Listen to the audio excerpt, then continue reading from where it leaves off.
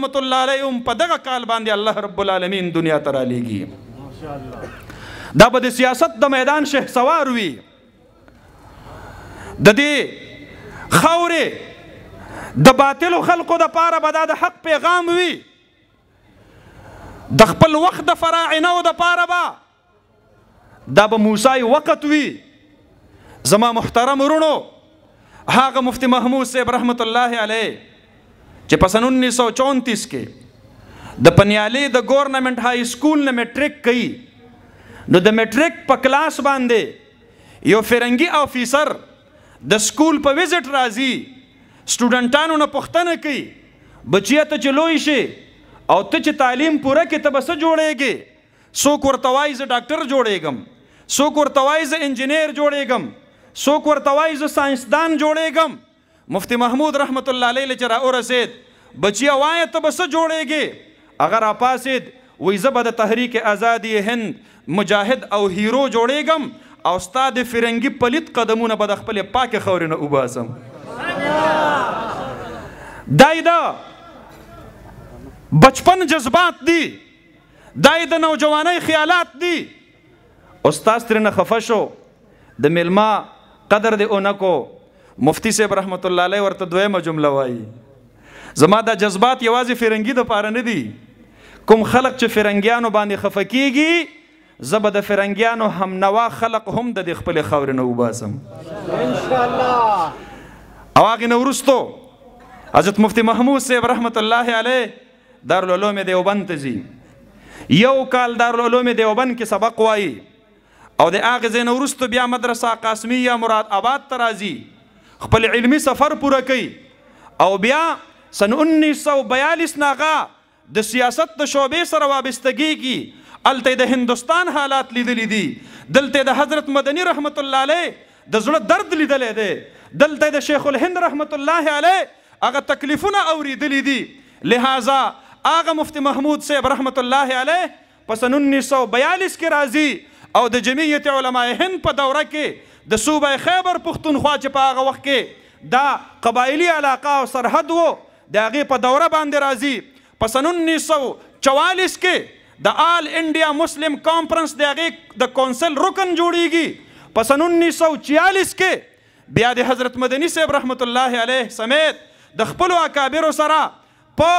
الیکشن کې ډور ټو ډور الیکشن کمپین چلی او بیا چې کله پاکستان ازادیږي، زما محترم ورونو د یو ډیر لوی تحریک سره مخامخ کیږي. د خلقو په زړونو کې دا وه پاکستان مثال به د مسجد وي، مسجد کې ګندګي نه وي، پاکستان کې به ګندګي نه وي، مسجد کې بے حیايي نه وي، پاکستان کې به بے حیايي نه وي، مسجد کې بې دیني نه وي، پاکستان کې به بې دیني نه وي، د دې جج به د دین سپاسالار وي، د دې آرمی چیف به د دین محافظ وي، د دې پریزیډنټ او د دې وزیر اعظم دا به د اسلام محافظ او چوکیدار وي. زما محترم ورونو، بدقسمتۍ سره امتحان دی الله رب العالمین په هغه علما راغې، کوم علما چې د تقسیم آزادي هند په دوران کې د پاکستان سره هغې الحاق وکړو، هغې باندې د الله د طرف نه ډېر لوی د صبر او د استقامت امتحان راغی. یو نوی کشمکش شروع شو، هغه سپین انګریز نه وروستو د هغه د بچي او د هغه د چمچې او د هغه د ایجنټ سره زموږ علما مخامخ شو. حضرت مولانا سید سلیمان ندوی رحمت الله علیه، حضرت مولانا شبیر احمد عثمانی رحمت الله علیه، حضرت مولانا احتشام الحق تھانوی رحمت الله علیه، زموږ اکابر علماء کرام سر جوړ کر کېناستل، د پاکستان په حالاتو باندې هغې غور و فکر شروع کو. د پاکستان د آئینی مستقبل دپاره رهنما اصول یې توی کړل، 22 نکاتو باندې مشتمل قرارداد مقاصد چې نن هم د آئین پاکستان لازمی جز دی، پریمبل دی، دیباچه ده، تمهید دی، د آئین پاکستان لازمی حصه ده. دا زموږ د هغې اکابرو د هغې مرهون منت دی چې کله سن 1956 کې د پاکستان وړومبنی آئین دا اناونس کړلی شو، حضرت مفتی محمود صاحب رحمت الله علیه هغوی د دغه خطې ټول علما کرام راغونډ کړل. یو علما کنونشن یې وکړو ملتان کې، او هغې علما کنونشن کې د آئین پاکستان د غیر اسلامي دفاتو د هغې حضرت مفتی محمود صاحب رحمت الله علیه نشاندهي وکړله. علما په دې مجبوره شو مونږ له خپل سیاسي قوت یو پیر بیا منظم کول دي. مونږ په دې تمو پاکستان به د اسلام قلا جوړیږي. پاکستان باندې خو لا دین حکمرانانو قابض شو، لا دین بیوروکریسي دلته راغله، د فرنګیانو په مشاورت سره دلته فیصلې کیږي. زما محترم ورونو 1956 کې د جمعیت علماء اسلام پاکستان د هغې دوباره تنظیمینو کیږي او حضرت مولانا شیخ التفسیر مولانا احمد علی لاہوری رحمت الله علیه دا د جمعیت علماء اسلام پاکستان امیر اول مقرر کیږي. آغا حضرت مفتی محمود صاحب رحمت الله علیه وقتاً فوقتاً د هندوستان د سیاسی حالاتونه، د پاکستان د سیاسی تجرباتونه علما مستفید کئی، میدان کې ولاړ دي. د قادیانیت خلاف د 1953 تحریک ډیر په زور و شور سره اوچلید. زمونږ ټول اکابر علما هغه په میدان باندې ولاړ، کو هغه د احرار الاسلام په شکل کې، کو هغه د جمعیت علماء اسلام پاکستان په شکل کې، او کو هغه زما محترم ورونو په مختلفو عنواناتو باندې وو. خو الحمدلله د دفاع ختم نبوت د پاره غوي د ختم نبوت مورچه چاته نه د پرېښودلې. دغه وخت کې حضرت مفتی محمود صاحب رحمت الله علیه د دینی مدارسو ترمنځ د یو ربط او د یو تنظیم ضرورت محسوس کو. لہذا د خپل ملګرو په مشاورت سره وفاق المدارس العربیه پاکستان تشکیل کو. وخت تیریږي، د وخت سره سره د پاکستان په سیاسی منظرنامه باندې بدلون راځي. زما محترم ورونو یو وخت راغی د ایوب خان زمانه ده، بیسک ډیموکریسی بی ڈی الیکشن کیږي، حضرت مفتی محمود صاحب رحمت الله علیه ته کامیابی نصیب کیږي. د پاکستان اسلام پسندو ته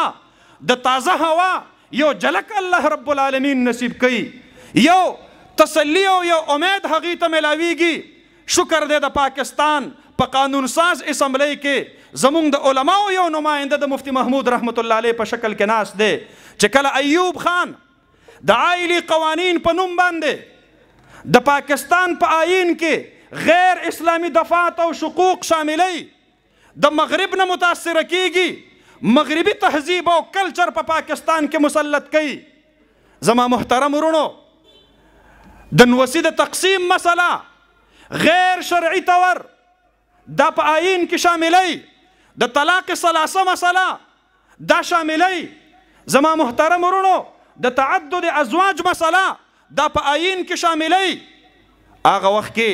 حضرت مفتی محمود صاحب رحمت الله علیه 70 منٹ د پاکستان په پارلیمنٹ کې خطاب کوي. دا د تاریخ حصہ ده. مولانا شمس الحق افغانی رحمت الله علیه هغه زمانه کې مفتی محمود صاحب رحمت الله علیه ته شاباش ورکو چې کله د مفتی محمود صاحب رحمت الله علیه 70 منٹ تقریر واوریدلو او بیا د هغې نه وروستو د تنقیدات او ترمیمات په نوم باندې یو علمي مسوده شایع کوي او هغه په ټول اراکین پارلیمنٹ باندې تقسیموي. مولانا غلام غوث هزاروی رحمت الله علیه هغه په اسمبلی کې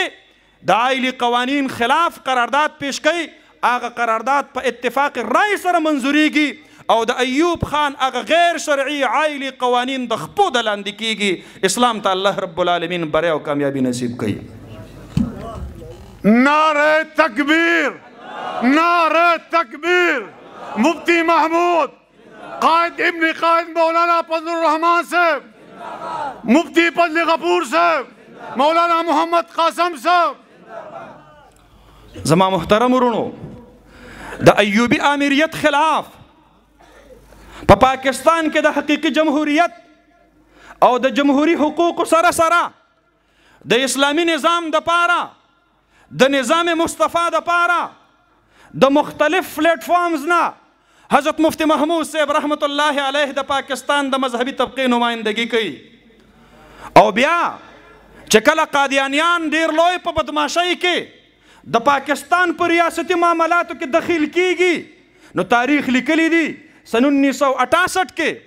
حضرت مفتی محمود صاحب رحمت الله علیه هغوی په لاهور کې یو ډیر لوی کانفرنس سے روزه مقرر کړي چې د هغې کانفرنس په اخرنۍ شپه باندې 8 لاک فرزندان توحید بیعت کوي د حضرت مفتی محمود صاحب رحمت الله علیه سره په دفاع ختم نبوت او دفاع ناموس رسالت باندې او هغه وخت کې د پاکستان حکمرانانو ته دا کلاو میسج ورکولی کیږي خبردار د پاکستان په چاپیرچول کې اوسیدونکي مسلمانان عاشقان مصطفی دي دلته به د قادیانیت دجل او فریب دا نه چلیږي او بیا په سن 1969 کې زما محترم ورونو آئین شریعت کانفرنس منعقد کیږي د ټول ملک علما او مذهبي طبقه دا راغونډیږي د اسلامي سیاست ته احیا دپاره د نظام مصطفی د غلبې دپاره د دفاع ختم نبوت دپاره په ټول ملک کې یو گونج خیږي دا د مفتی محمود صاحب رحمت الله علیه د طرف نه هغه بیداری مهم و چې د پاکستان اهل منبر او محراب ته یو حوصله ورکړله او دا یې ورته ووي چې د امت امامت صرف په مسجد کې په مصلی ستاسو ذمهداري نه ده دا کو امامت صغرا ستا ذمهداري ده نو یاد ساته اسلام آباد کې د پرایم منسٹر اف پاکستان په کرسی باندې ناسته دا امامت کبرا دا ستا فریضه هم ده او ستا حق هم دی او په پاکستان کې یو لادین او سیکولر حکمران تا د دې حق نه نشي محرومه کولی بیا د سن 70 الیکشن کیږي او د 1970 په الیکشن کې زما محترم ورونو جمعیت علما ته الله رب العالمین په بعضې حلقو باندې کامیابی نصیب کوي حضرت مولانا عبدالحق صاحب رحمت الله علیه دا اکوڑا خټک نه الیکشن ګټي حضرت مولانا غلام غوث هزاروی رحمت الله علیه الیکشن ګټي حضرت مفتی محمود صاحب رحمت الله علیه ذوالفقار علی بھٹو مرحوم له په 18,000 لیډ باندې په ڈی آئی خان کې شکست ورکړي دا 172 رکنی پارلیمنٹ جوړیږي زما محترم ورونو د 71 تکلیف ده حالات راځي مشرقي پاکستان جدا کېدو طرف ته روان دی یو ډیر لوی غناونا کیل په پاکستان کې غدارانو دا کھیلاو کو زمونږ نه یو لاس کټ کو پاکستان په منځ باندې دوه ټوکړې کو مفتی محمود رحمت الله علیه هغه محب وطن پاکستانی دی اے علماء او طلباء د پاکستان مذهبي طبقه د خپلو اکابرو تاریخ وګورئ چې په کوم وخت کې د پاکستان حکمرانانو سیول اینڈ ملټري